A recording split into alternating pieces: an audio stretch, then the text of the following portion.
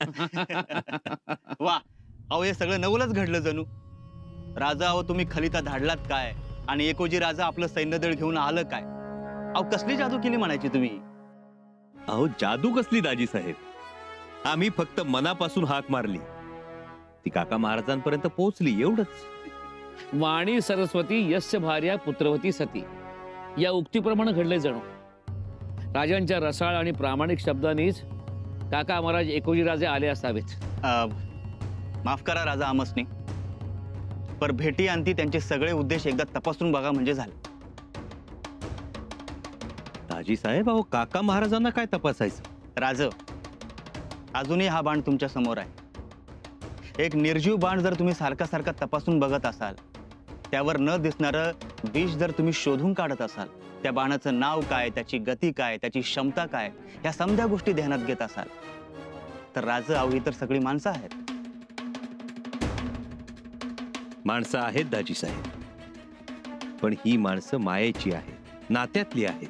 पण राज, पूर्वी हीच माया तुमच्याकडे रागानं बघत होती आणि हीच नाती तुमच्याबरोबर वैऱ्यासारखी वागत होती. दाजी साहेब, आम्हाला कल्पना आहे आणि आम्ही सहमतही आहोत, पण आम्हाला हेही माहीत आहे की काळानुसार प्रत्येक गोष्ट बदलते. तुम्ही करडईचं झाड पाहिले कधी? जी राज, जेव्हा ते पूर्ण भरात असतं तेव्हा त्याचा हिरवागार काटा झाडाला हात लावू देत नाही. कुणी तसा प्रयत्न केला तर रक्त काढतो तो. आपण करडईच्या झाडाकडे रागानं बघतो, पण काळ जातो, वेळ जाते, करडई पिकते आणि मग ती जेव्हा खळ्यावर मळली जाते तेव्हा ती भरघोस दाणे देते.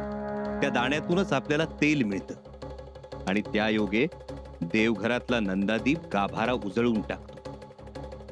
जसं करडईचं तसंच माणसांचं. आणि आम्हाला वाटतं काळ गेलाय. राजे, काका महाराज आले. आले?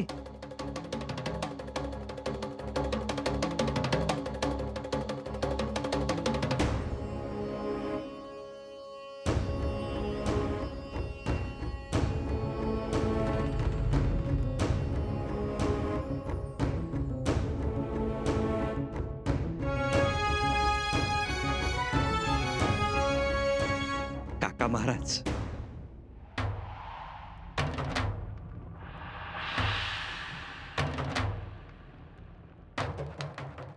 अरे शंभू बाळा,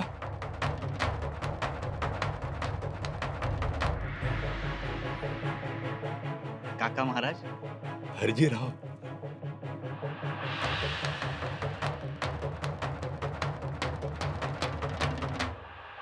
काका महाराज हे आमचे छंदोगामात्य कलश प्रणाम. कवी आहेत. शंभू बाळा, राज, तुम्ही बसा बोलत, आम्ही तोपर्यंत सैन्याची दोघ जण पाहणी करून येतो. आज्ञा असा. प्रणाम. येतो.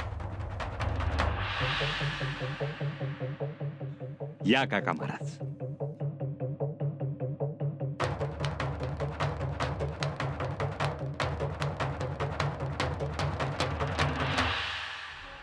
काका महाराज, आपण आलात यात सारं काही आलं. आम्ही अगोदरच यायला हवं होतं, पत्राची वाट न बघता. आम्हाला थोडा उशीरच झाला शंभू बाळा. नाही काका महाराज, मुळीच उशीर झाला नाही, अगदी वेळेत आला. आम्हाला खूप आनंद झाला. आम्हालाही आनंद झाला. आमचे चिरंजीव भेटले. काका महाराज, आमचे बंधू महाराज शिवाजीराजे यांचं स्वप्न पूर्ण करण्यासाठी आपण किती प्रयत्नशील आहात. अभिमान वाटतो. जी काका महाराज. आणि आमच्याबद्दल संदेह बाळगू नका. आम्ही कधीही महाराजांच्या खिलाफ नव्हतो. जरूरच काय होती. लोक बुद्धिभेद करतात हे ध्यानात ठेवा. आम्ही आजही शिवविचारांवरच उभे आहोत. काका महाराज, आज आमच्या समोर आमचे आबासाहेबच उभे आहेत असं वाटतं. आमच्या आबासाहेबांनी आम्हाला छातीशी कवटाळलं असं आम्ही मानतो. आपल्या आशीर्वाद हेच आमचं दक्षिणेतलं बळ ठरेल. आता आम्हाला चिंता नाही. चिंता नसावी. आपण एकाच रक्तामासाचे आहोत. स्वराज्यातून आमच्यासाठी काय आणलं? काका महाराज, हाही विचार केला आम्ही. स्वराज्यातून निघताना बरोबर एखादी वस्तू घेऊन यावी. न जाणो आपण मागणी करा. आम्ही आपल्यासाठी घेऊन आलो आहोत आमच्या आबासाहेबांची तलवार.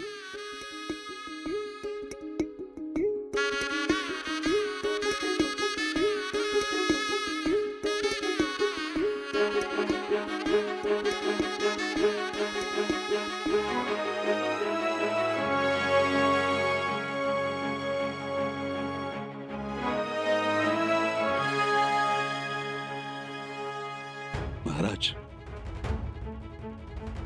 आपण आम्हाला प्रसाद दिलात.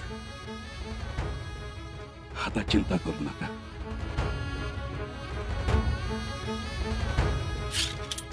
हर हर महादेव.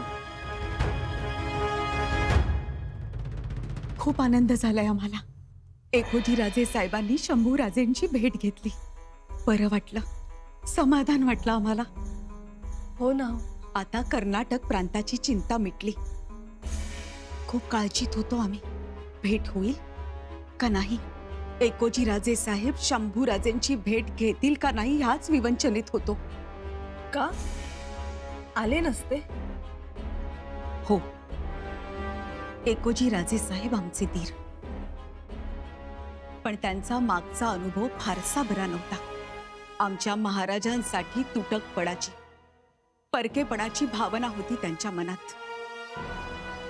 आमच्या महाराजांनी दक्षिण दिग्विजय केला, परंतु कर्तबगार बंधू म्हणून त्यांनी साधी दखलही घेतली नाही महाराजांची. हो, हे ऐकून होतो आम्ही. म्हणजे हे असं का वागले की त्यांच्या मनात भीती होती कधी समजलंच नाही. पण नात्यात एक मायेचा ओलावा असतो, तोही कधी जाणवला नाही. एवढा मोठा सोहळा झाला राज्याभिषेकाचा, पण त्यासही ते आले नव्हते. हो ना, महाराजांनी त्यांना दक्षिणेस बोलावलं होतं. एकामेकांच्या आधारानं चालू, एकमेकांना मदत करू, आपल्यात गृहकलह नको असा निर्वाळाही दिला होता त्यांना. परंतु तरीही एकोजी राजे साहेबांचं मन साफ झालं नाही. कोलेरन नदी रातोरात पार करून पसार झालेत ते. आणि त्यावर महाराज म्हणाले होते, धाकटे ते धाकटे आणि बुद्धीही धाकटी. बरोबर ना? हो, काही गोष्टी मनातच राहून गेल्या होत्या खतखत. आता काय होणार? एकोजी राजेंनी मनातला दुरावा सोडला असेल का नाही? आमचे पुत्र शंभूराजे, त्यांना ते कसे पेश येतील? पण एकोजी राजे साहेबांनी शंभूराजेंची भेट घेतली. मनोमिलन महत्वाचे. आता आमची चिंता मिटली. आज ह्या क्षणी आम्हाला असं वाटतंय शंभूराजेंना पुन्हा एकदा वडिलकीचे छत्र लाभले. आता ते हिमतीनं सगळं पार करतील.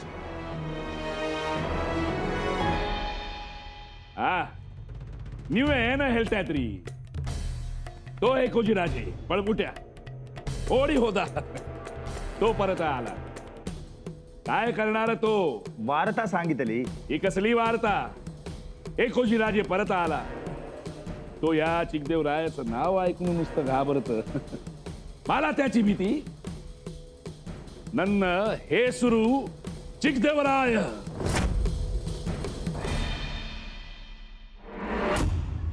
हे बाणावर इथं आपली फौज, हे आरसी केरे आणि हा बागेशपुरा.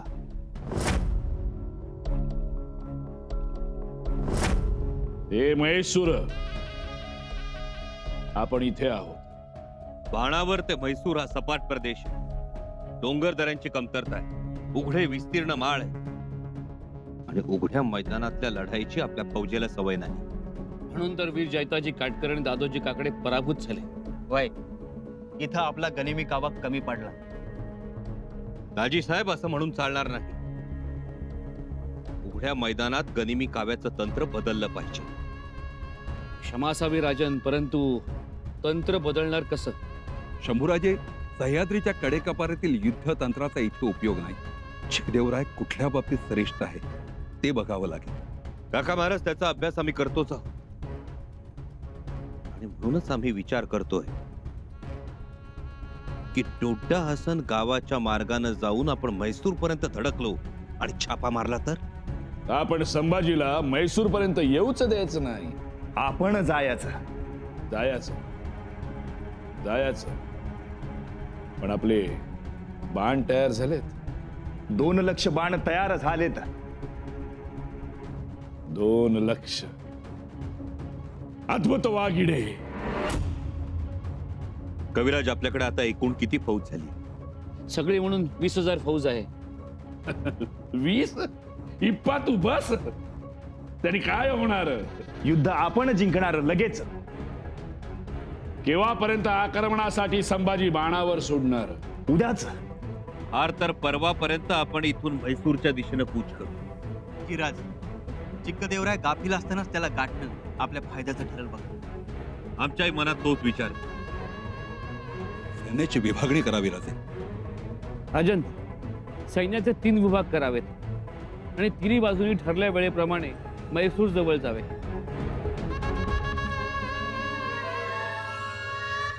अगदी आमच्या मनातलं बोलला. माझ्या मनात एक वेगळंच रहस्य असतं. काय?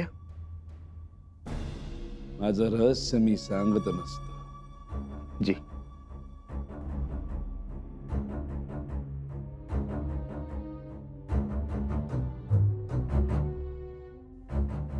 तुम्ही फक्त तयारी करा. माझ्या सैनिकाच्या भात्यात बाण द्या. कधीही न संपणार अक्षय बाण. आणि त्या बाणाला लागणार 20. कविराज, चिकदेवरायाच्या या विषारी बाणांची भीती आहेच, पण आपल्याला एवढ्या वेगानं जायचंय की चिकदेवरायाचे बाण भात्यातच राहिले पाहिजे. की राजन, आम्ही लगेच तयारीला लागतो.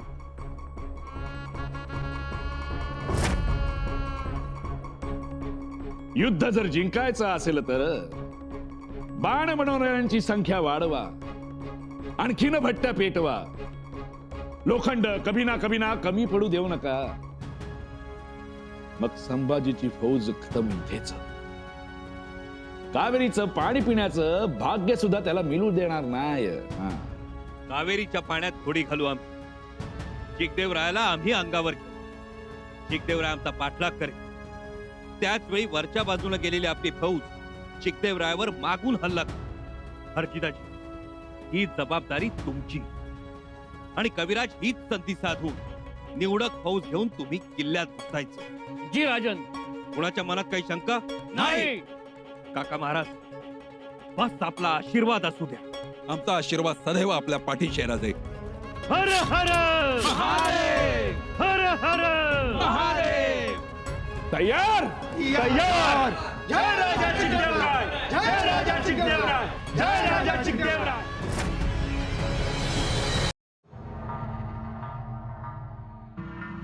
अब जल्द से जल्द जंग शुरू होगी.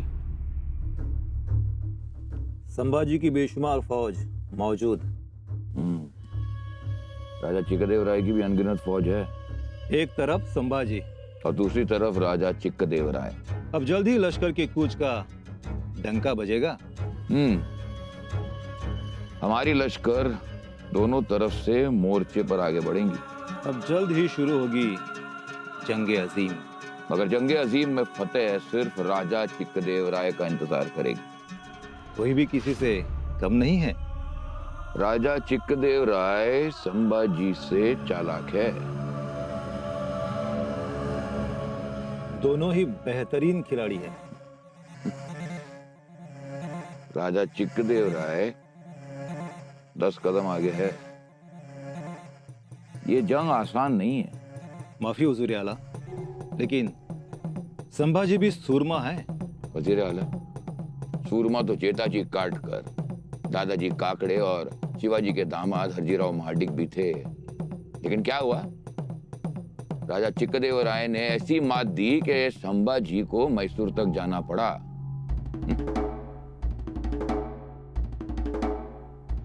हाथी संभालिए वजीर आला। लेकिन संभाजी संभाजी जिस तरह की जंग लड़ता है, वैसे सैकड़ों सूरमा जंग लड़ता है और आगे भी वैसे ही लड़ेंगे। नतीजा क्या हुआ? चिक्कदेवराय के आगे उसे हार ही मिली ना। जहां पना संभाजी गनीमी कावा करने में माहिर है, और चिक्कदेवराय संभाजी के गनीमे कावे से 10 कदम आगे है। वो उसकी हर चाल को नाकाम करेगा। उससे आगे की सोचता, और हमें यकीन कि चिक्कदेवराय संभाजी की शमशेर से पानी उतार देगा, यकीनन। जी हुजूर आला। और तो और हमारी फौज, हमारे सरदार उसके साथ हैं। जहां पना संभाजी शेर को फाड़ने वाला वीर योद्धा है, और चिक्कदेवराय सोते हुए नहीं बल्कि जागते हुए शेर के मुंह को फाड़कर निवाला निकालने वाला ऐसा है वो इसमें माहिर है। हमें यकीन है कि वो फतेह हासिल करेगा। उसकी शमशेर रोशन अफरोज होगी। और आप तो जानते हैं कि हम खामखा किसी की तरफदारी या तारीफ नहीं करते। जी जहां पना। और ये उसकी खुशकिस्मती है कि चिक्कदेवराय को ऐसा मौका मिला है। जी जहां पना। लेकिन क्या? वजीर आला, आपकी बातों से हमें ऐसा लगता है कि आपको चिक्कदेवराय की ताकत का सही अंदाजा नहीं है। उसकी शमशेर में क्या ताकत है आपको अंदाजा नहीं है। अरे उसके पास ऐसे सिपाही, ऐसे सरदार जो रात के अंधेरे में भी तीर सही निशाने पर लगाते हैं, ऐसे तीरंदाज हैं। और हमें यकीन है कि ऐसी ताकत के सामने संभाजी कभी नहीं जीतेगा। वो हमारे कदमों में होगा, और जिस दिन ये होगा हम राजा चिक्कदेवराय का पूरी शान और शौकत से एक शानदार इस्तकबाल करेंगे इंशाअल्लाह।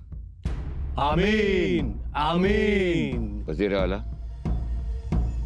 हमारी जुबान से निकली हुई बात कभी बेअसर नहीं हो सकती, लिहाजा इस जंगे अजीम के नतीजे का बेसब्री और बेकरारी से हमें इंतजार रहेगा। खुदा हाफिज। खुदा हाफिज। हे बाणावर, आपण इथे आहोत आणि डुड्डा मार्गे आपण थेट म्हैसूरवर आक्रमण करायचं.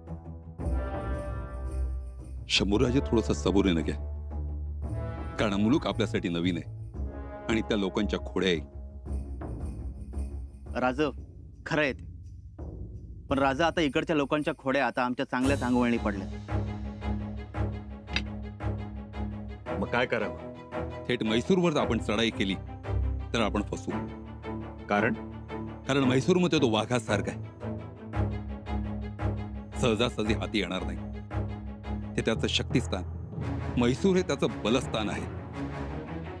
कधी कधी शत्रूला जे बलस्थान वाटत असतं ना, त्यातच त्याचं नाजूक मर्मस्थान लपलेलं असतं.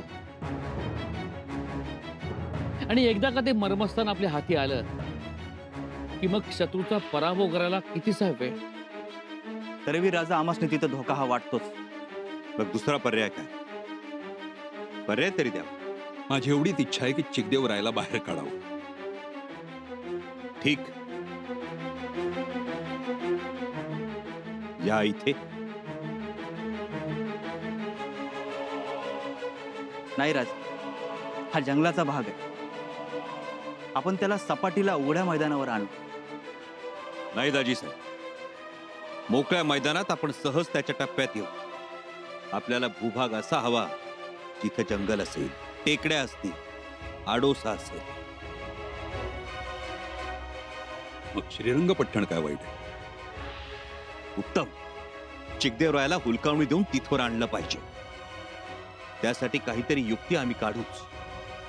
तुम्ही फक्त चिक्कदेवराया बरोबरच्या अंतिम लढाईची जागा निश्चित करा. राजा, चिक्कदेवरायाची फौज वेगाने आपल्या दिशेने येत आहे.